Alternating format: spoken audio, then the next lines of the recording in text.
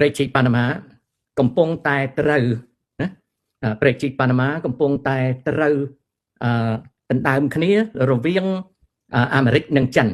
បាទដំបូងខ្ញុំលើកយកមកអធិប្បាយអំពីប្រវត្តិនៃព្រែកជីកប៉ាណាម៉ាសិនបាទប្រវត្តិព្រែកជីកប៉ាណាម៉ាគំនិតដំបូងនៅសតវត្សទី16ដល់សតវត្សទី19 300ឆ្នាំព្រែកជីកប៉ាណាម៉ាគឺជាផ្លូវទឹកភ្ជាប់មហាសមុទ្រអាត្លង់តិកនិងមហាសមុទ្រប៉ាស៊ីហ្វិកវាភ្ជាប់អាត្លង់តិកនិងប៉ាស៊ីហ្វិកគំនិតបង្កើតព្រែកជីកមួយនេះមានតាំងពីសម័យអាណានិគមនិយមអេស្ប៉ាញក្នុងគ្រិស្តសករាជ1500មកម្លេះគឺសតវត្សទី16ការធ្វើដំណើររវាងអឺរ៉ុបនិងអាស៊ីត្រូវបត់ជុំវិញទ្វីបអាមេរិកខាងត្បូងនៅតំបន់ខេតហួនដែលចំណាយពេលយ៉ាងយូរហើយនឹងគ្រោះថ្នាក់ជាទីបំផុតដូច្នេះប្រទេសអឺរ៉ុបចង់បង្កើតឲ្យមានផ្លូវកាត់មួយឆ្លងពីមហាសមុទ្រអាត្លង់តិកទៅកាន់មហាសមុទ្រប៉ាស៊ីហ្វិកនិងវិលត្រឡប់មកវិញឆ្លងពីសមុទ្រប៉ាស៊ីហ្វិកមកសមុទ្រអាត្លង់តិកដូច្នេះបារាំងក៏ចាប់ផ្ដើមសាកល្បងជីកព្រែកមួយដែលជាដើមដាននៃព្រែកជីកប៉ាណាម៉ាបារាំងគឺក្រុមហ៊ុន Ferdinand de Lesseps បានព្យាយាមជីកព្រែកប៉ាណាម៉ាដំបូងតែអកុសលអីបារាំងកាលនោះជួបគ្រោះចង្រៃនិងបញ្ហាធំច្រើនមានជំងឺគ្រុនលឿងមូសដៃគោលភូមិសាស្ត្រប្រកបទៅដោយសត្វអសេរពិសបាត់បង់ជីវិតកម្មករជីកព្រែកជាង 20000 នាក់អស់លុយមេការរត់ចោលការងារគម្រោងនោះក៏បរាជ័យក្រុមហ៊ុន Ferdinand de Lesseps ក៏ខ្សែធនទៅដល់មកនឹងគឺកើតឡើងនៅក្នុងគ្រិស្តសករាជ1881ដល់1889ពី1881បាទពី1881ដល់1889ក្រុមហ៊ុនបារាំង Ferdinand de Lesseps ចាប់ផ្ដើមជីកព្រែកតែជួបនឹងជំងឺគ្រុនលឿងគ្រុនចាញ់គេហៅគ្រុនលឿងហើយនឹងមូសដៃគោលដ៏សាហាវនៅក្នុងភូមិសាស្ត្រលំបាកមែនទែនសត្វអសេរពិសមានពស់មានក្អែបមានខ្ទួយមានសត្វអសេរពិសច្រើនណាស់វាជាព្រៃដែលលំបាកធ្វើការមែនទែន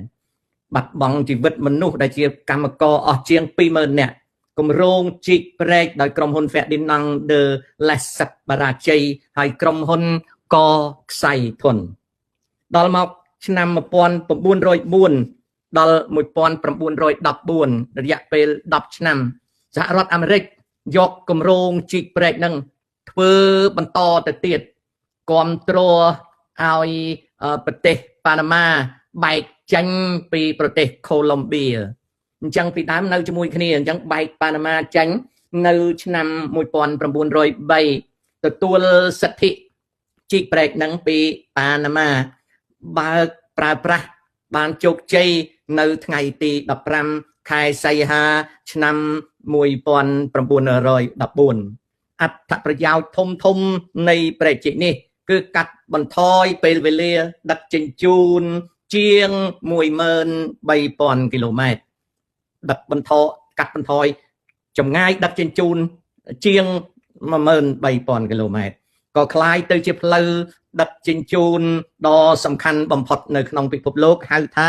ព្រែកជីកប៉ាណាម៉ាការរៀបចំរហូតដល់ឆ្នាំ1977កើតមានសន្ធិសញ្ញា Torrijos Carter 1999សហរដ្ឋអាមេរិកប្រគល់ព្រែកជីកនេះឲ្យប្រទេសប៉ាណាម៉ាដោយមានលក្ខខណ្ឌចាប់ពីពេលនោះមកប៉ាណាម៉ាគ្រប់គ្រងព្រែកជីកនេះដោយខ្លួនឯងព្រែកគ្រប់គ្រងដោយ Panama Canal Authority គឺអាជ្ញាធរទទួលបន្ទុកត្រួតត្រាព្រែកជីកប៉ាណាម៉ាបង្កើតប្រាក់ចំណេញប្រហែល 5000 លានក្នុងមួយឆ្នាំការពង្រីកព្រែកនេះធ្វើឡើងតទៅទៀតនៅឆ្នាំ2016ដែលចំណាយអស់ $5250 លានឲ្យព្រែកជីកនោះធំជាងមុនបន្តិច អនុញ្ញាតឲ្យកប៉ាល់ទឹកធំធំឆ្លងកាត់បានណាឆ្លងកាត់បានប្រែកជីកគ្រប់គ្រងប្រហែល 5% នៃពាណិជ្ជកម្មពិភពលោកបានសេចក្តីថាប្រែកជីកនឹងបម្រើការងារដឹកជញ្ជូន Pacific Atlantic Pacific ចំនួន 5% នៃសេចក្តីត្រូវការផ្លូវដឹកជញ្ជូនពាណិជ្ជកម្មក្នុងពិភពលោកសារៈសំខាន់នៃប្រែកជីកប៉ាណាម៉ាគឺប្រែកនេះសំខាន់ខ្លាំងសម្រាប់ពាណិជ្ជកម្មសហរដ្ឋអាមេរិកការដឹកប្រេងកកសម្ភារៈឧស្សាហកម្មនិងទំនិញនានាសំខាន់ណាស់ជាចំណុចយុទ្ធសាស្ត្រសម្រាប់មហាអំណាចជាពិសេសអាមេរិកបញ្ហាធំកើតឡើងនៅឆ្នាំ23ដល់ឆ្នាំ26គឺការរាំងស្ងួតដែលធ្វើឲ្យខ្វះទឹកគ្រោះរាំងស្ងួតធ្ងន់ធ្ងរកប៉ាល់ត្រូវកាត់បន្ថយពីព្រោះទឹកវារាក់ពេកការដឹកអូស្មန်បង្កកធ្លាក់ចុះ 73% ប្រេកជីកអាស្រ័យលើទឹកភ្លៀងបញ្ហាអាកាសធាតុបណ្ដាលឲ្យលំបាកក្នុងការរៀបចំទឹកសម្រាប់ប្រេកជីកនេះគម្រោងថ្មីក៏ធ្វើឡើងជាទឹកប្រាក់ $1,600 លានដើម្បីបង្កើតបាន NDO River Reservoir បង្កើនចំនួនកប៉ាល់ឆ្លងបានក្នុងរដូវប្រាំងវិញនៅឆ្នាំ25-26ព័ត៌មានសំខាន់បំផុតពេលនេះគឺតាក់ទងនឹងការដណ្ដើមប្រេកជីកពីឥទ្ធិពលចិនមកដាក់ដៃអាមេរិកវិញប្រេកជីកប៉ាណាម៉ាក្លាយជាកន្លែងប្រកួតអំណាចចិនអាមេរិកករណីធំបំផុតឆ្នាំ26នេះតុលាការប៉ាណាម៉ាលុបកិច្ចសន្យាក្រុមហ៊ុនហុងកុង CK Hutchison ដែលគ្រប់គ្រងកំពង់ផែ2នៅច្រកទាំងសងខាងជាង30ឆ្នាំមកហើយចិនប្រមានប៉ាណាម៉ាថានឹងដាក់មកដំបងប្រសិនក្រុមហ៊ុនCK Hutchison ត្រូវបានគេដេញចេញមិនឲ្យកាន់កាប់កំពង់ផែទាំងសងខាងព្រែកនោះក្រុមហ៊ុន CK Hutchison ដាក់ពាក្យប្តឹងទៅអាជ្ញាកណ្ដាលអន្តរជាតិឲ្យរកសេចក្តី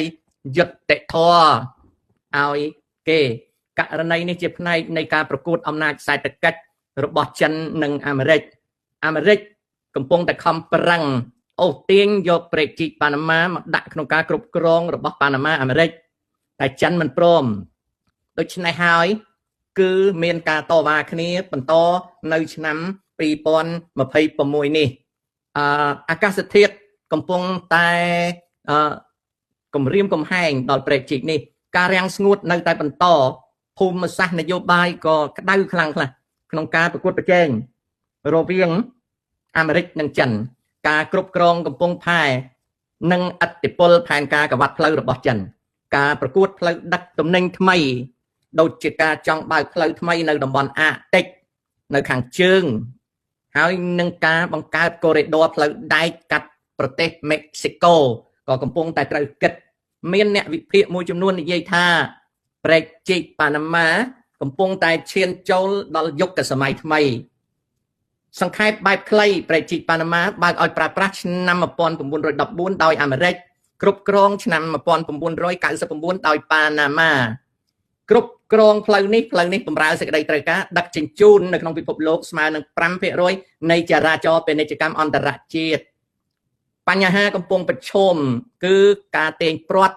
ដណ្ដើមគ្នាប្រេកជីកនេះរវាងអាមេរិកនិងចិនសង្គ្រាមឥទ្ធិពលកំពុងបន្តវិបត្តិនយោបាយកំពុងផែទាំងសងខាងការប្តឹងផ្ដាល់គ្នានិងវិបត្តិខ្វះទឹកនេះគឺជាអ្វីដែលកំពុងតែកើតឡើងខ្ញុំចង់បញ្ជាក់ម្ដងទៀតអំពីដំណើរផ្លូវទឹកសំខាន់ក្នុង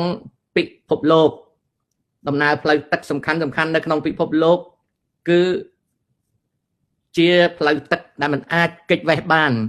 ដូច្នេះហើយការដែលត្រូវដឹងអំពីផ្លូវដឹកជញ្ជូនតាមសមុទ្រមានសំខាន់ណាស់មានដូចតទៅច្រកម៉ាឡាកាគឺកម្ពុជាក៏ប្រើផ្លូវនឹងដែរតាក់ទងនឹងពាណិជ្ជកម្មអាស៊ីប្រេកជីកស៊ូអេតាក់ទងនឹងអាស៊ីអឺរ៉ុបប្រេកជីកប៉ាណាម៉ាតាក់ទងអាត្លង់តិកនិងប៉ាស៊ីហ្វិកច្រកសមុទ្រអូមូស តាក់ទងនឹងប្រេងឆៅដ៏សំខាន់ផ្លូវបាប់អែលម៉ង់ដឹកគឺជាផ្លូវទឹកតែមួយគត់ដែលភ្ជាប់អារ៉ាបៀនស៊ីនិងប្រជិកស៊ូអេបូស្ពូរ៉ាគឺជាផ្លូវដឹកជញ្ជូនចូលទៅក្នុងសមុទ្រខ្មៅក្បែរយូក្រែនតឺគីនិងរុស្ស៊ីជាកន្លែងសំខាន់ណាស់នេះគឺជាចំណុចដែលធ្វើឲ្យប្រជិកប៉ាណាម៉ាคล้ายទៅជាទីប្រកួតប្រជែងភូមិសាស្ត្រនយោបាយដ៏ខ្លាំងអញ្ចឹងខ្ញុំជូនប៉ុណ្ណឹង